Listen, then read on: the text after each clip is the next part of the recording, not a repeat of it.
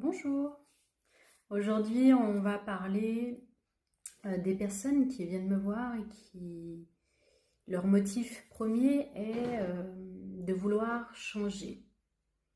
Alors qu'est-ce que ça veut dire vouloir changer? C'est assez vaste, vouloir changer de quoi?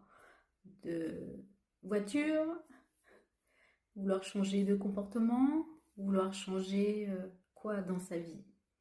C'est vraiment une question vaste. Et en fait, ce qui ressort vraiment de cette question, c'est plus de vouloir avancer, vouloir évoluer. Euh, voilà, c'est plus ça en fait quand on pense, quand on dit je veux changer, je veux que ça change. Mais alors, comment on fait pour changer, évoluer, avancer dans sa vie? La première chose, c'est de se prendre en main. Parce que si tu attends que les choses changent toutes seules, rien n'arrivera, hein. Il n'y a rien de magique. Donc, il faut travailler sur soi en fait.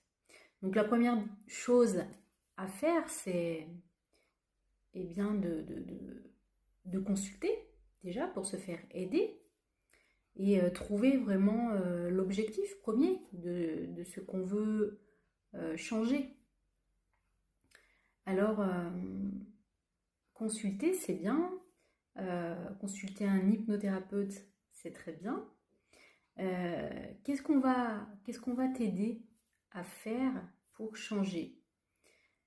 Alors déjà, la première des choses, c'est que l'hypnothérapeute, il va poser des objectifs avec toi pour savoir vraiment, voilà, qu'est-ce que tu veux dans ta vie comme changement, quand, dans combien de temps. Voilà, en sachant que les choses prennent du temps. Voilà, le thérapeute va t'aider, l'hypnothérapeute va t'aider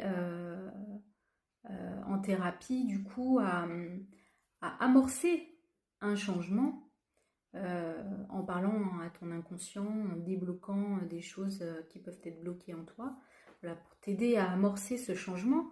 Mais le changement lui-même, c'est vraiment toi qui vas travailler sur toi. Il n'y a rien de magique quand tu vas voir un hypnothérapeute. C'est pas lui qui fait le boulot, hein, c'est toi. Lui, il va t'aider à amorcer le changement.